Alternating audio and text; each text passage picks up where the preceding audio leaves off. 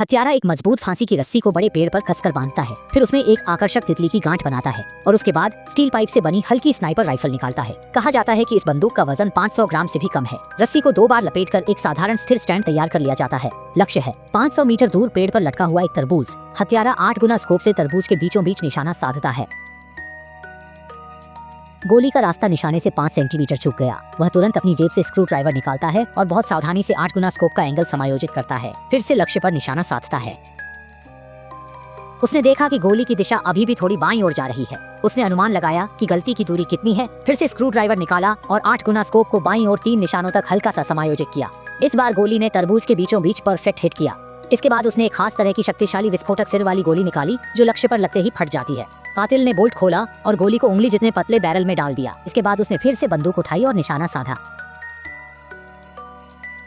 परिणाम शानदार था। इसके बाद वह 3 दिन बाद स्वतंत्रता दिवस समारोह में फ्रांस के राष्ट्रपति चार्ल्स डी गॉल की हत्या करेगा, क्योंकि राष्ट्रपति ने संसद में अल्जीरिया को स्वतंत्रता देने का वादा किया था। इससे विपक्षी दलों में असंतोष फैल गया और उन्होंने उसे मारने के लिए एक माहिर हत्यारे को नियुक्त करने का फैसला किया। इस तरह शीर्ष हत्यारा सांगबियो उपयुक्त विकल्प बन गया। लेकिन सांगबियो ने मांग रखी 50 लाख। 60 के दशक में 50 लाख की कीमत आज के 50 करोड़ के बराबर है। इतनी बड़ी रकम कुछ विपक्षी दलों के लिए वहन करना आसान नहीं था, लेकिन फ्रांस का नियंत्रण दोबारा हासिल करने के लिए उन्हें मजबूरी में यह शर्त माननी पड़ी।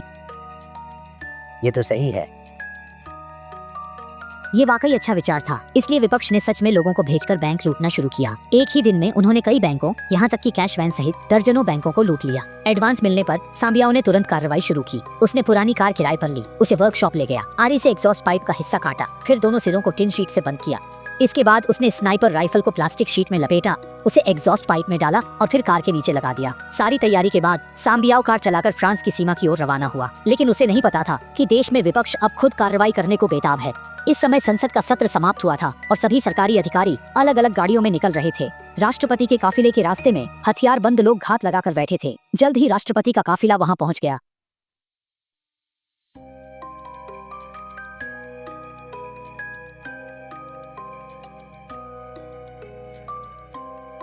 सिर्फ 7 सेकंड में इन चरमपंथियों के समूह ने कुल 140 गोलियां चलाईं, लेकिन कुछ ही गोलियां राष्ट्रपति की कार को भेद पाईं, जिनमें से एक उनके सिर से 1 सेंटीमीटर दूर गुजरी। सौभाग्य से इस हमले में कोई घायल नहीं हुआ। विपक्ष के एक मुंह से ख्वाजे पर्दे के पीछे साजिशकर्ता को मौत की सजा सुनाई गई और उसका वकील सजा में राहत दिलाने की कोशिश कर रहा है। उनकी याचिका खारिज हुई है, लेकिन वह कुछ नहीं कर सकते। कानून के तहत कुछ नहीं हो सकता। मुझे खेद है, कोई भी फ्रांसीसी सैनिक मेरे खिलाफ बंदूक नहीं उठाएगा।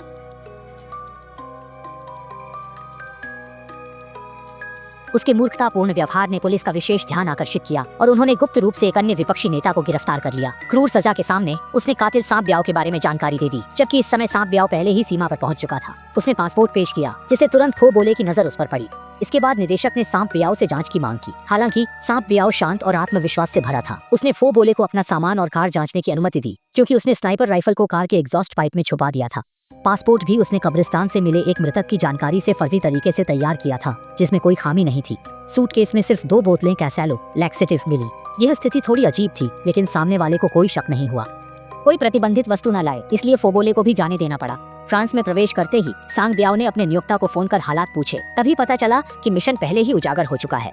सांगबियाओ ने ज्यादा कुछ नहीं कहा, बस गाड़ी चलाकर शहर के बाहरी इलाके के एक दूरस्थ होटल पहुंचा। वहां उसकी मुलाकात संपर्क शियाओ मेई से हुई, लेकिन फोबोले ने तुरंत शियाओ मेई का पता लगा लिया और उसे सांगबियाओ की गतिविधियों के बारे में पूछताछ की। साथ ही जान लिया कि उसने मृतकों की जानकारी से फर्जी पासपोर्ट बनाए। पूरा पेरिस हाई अलर्ट पर आ गया। जब फोबोले सांगबियाओ के छिपे होटल पहुंचा, तब तक सांगबियाओ वहां से जा चुका था। इस समय वह पहले ही अपनी कार लेकर छोटे जंगल में पहुंच चुका था। वहां उसने देखा कि एक जोड़ा ताश खेल रहा है, तो सांगबियाओ ने चुपचाप उनकी कार की नंबर प्लेट उतार ली, फिर नीला रंग लेकर अपनी कार पर स्प्रे पेंट कर दिया। कुछ देर की छुपा-छुपाकर की गई तैयारी के बाद एक बिल्कुल नई नीली कार सामने आ गई। लेकिन जब वह कार चलाकर पेरिस की ओर जा रहा था, सांगबियाओ गलती से एक उल्टी दिशा से आ रही गाड़ी से टकरा गया। अभी छुपाई गई उसकी कार भी इसी के साथ बर्बाद हो गई और दूसरी कार के मालिक की मौके पर ही मौत हो गई। उसने दूसरी कार नदी किनारे ले जाकर उस आदमी के कपड़े पहने जो हत्यारा रूप बदलना नहीं जानता। उससे निपटना आसान होता है। सांगबियाओ ने सफलतापूर्वक शक्ल पहचान बदल ली और रेलवे स्टेशन पहुंचकर ट्रेन से पेरिस गया। इसके बाद वह चौक पर पहुंचा, जहां राष्ट्रपति जल्द ही समारोह आयोजित करने वाले थे। उसने माहौल का निरीक्षण किया और हत्या के लिए सबसे अच्छा स्थान तलाशने लगा। जल्दी ही सामने की एक इमारत ने उसका ध्यान खींचा। ऊपरी मंजिल का कमरा बेहतरीन स्नाइपिंग पॉइंट था। वह चुपके से अंदर गया, ऊपर वाले कमरे की चाबी ढूंढी, जल्दी उसका खाका तैयार किया, फिर बाजार से काला सूट खरीदा और स्मारिका दुकान से नकली सैन्य पदक भी ले लिए। रात में सांबियाओ ने होटल में न रुककर एक सार्वजनिक स्नान घर चुना। उसे उम्मीद नहीं थी कि वहाँ उसकी मुलाकात एक अजनबी से होगी जिसका नाम सिदेकुआई था। दोनों की आपस में अच्छी बन गई, जैसे वे पुराने दोस्त हों। सिदेकुआई ने सांबियाओ को अपने घर बुलाया। जब वह सब्जी खरीद कर लौटा तो उसने उत्साहित होकर बताया कि उसने सड़क किनारे टीवी पर सांबियाओ की तस्वीर देखी है और उसे लगता है कि सांबियाओ कोई मशहूर शख्सियत है। इसी दौरान टीवी पर अचानक सांबियाओ का वांटेड नोटिस प्रसारित हुआ। ये सुनते ही सिदेकुआई को लगा कि कुछ बड़ा अनहोनी होने वाली है और इसके बाद वह सचमुच अपने नाम के मुताबिक जल्दी मरने वाला बन गया। दूसरी ओर क्योंकि सांबियाओ होटल में नहीं ठहरा, फोबोले ने उसका सुराग खो दिया। समारोह का समय नजदीक आते ही चौक युद्ध के मैदान जैसा हो गया। सभी पादरियों की तलाशी ली गई और हर ऊंचे स्थान की बारीकी से जांच हुई जहां कोई छुप सकता था। जमीन पर पुलिस 24 घंटे गश्त कर रही थी और बख्तरबंद दस्ता भी लगातार मौके पर पहुंच रहा था। पूरा ट्रायम्फल आर्क चौक ऐसा था कि वहां एक परिंदा भी पर नहीं मार सकता था। सभी सैन्य टुकड़ियां अभ्यास करते हुए हर दिशा की हलचल पर नजर रखे थी। सुरक्षा निदेशक मैदान में घबराहट के साथ गश्त कर रहा था। उसे डर था कि कोई संदिग्ध उसकी नजर से न छूट जाए, लेकिन वे नहीं जानते थे कि हत्यारा सांबियाओ पहले ही भेष बदलकर धीरे धीरे पास आ रहा था। शीर्ष हत्यारा विकलांग सैनिक का वेश धारण कर समारोह में घुसकर फ्रांस के राष्ट्रपति डी गॉल की हत्या की तैयारी कर रहा था। उसने झूठ बोला कि वह पूर्व सैनिक है जिसे वार्षिक परेड समारोह में भाग लेने का निमंत्रण मिला है। गेट पर खड़े फोरबेले ने उस आदमी का रिटायर्ड ऑफिसर कार्ड देखा और उसे विकलांग पाया तो उसे हत्यारा नहीं लगा, इसलिए उसने सांबियाओ को समारोह में जाने दिया। फिर वह चुनी गई इमारत में पहुंचा। अपनी छवि के सहारे गेट पर खड़ी सुरक्षा गार्ड महिला को धोखा दे दिया। महिला को हटाने के बाद उसने टांग की नकली सजावट हटा दी, फिर लंगड़ाते हुए ऊपर पहुंच गया। पहले से तैयार चाबी से उसने स्टील का दरवाजा खोला, फिर खिड़की के पास जाकर नीचे चौक का निरीक्षण किया। ये जगह बेहतरीन स्नाइपिंग पोजीशन है, लेकिन समारोह शुरू होने में समय है। राष्ट्रपति डी गॉल भी अभी नहीं पहुंचे, इसलिए सांपियों ने कुशलता से अपनी छड़ी खोलना शुरू किया। असल में बंदूक की पुर्जियां उसी छड़ी में छुपी थी। उसने वट खोला, फायरिंग पिन निकाला और इस तरह एक मिनी स्नाइपर गन पूरी तरह से असेंबल हो गई।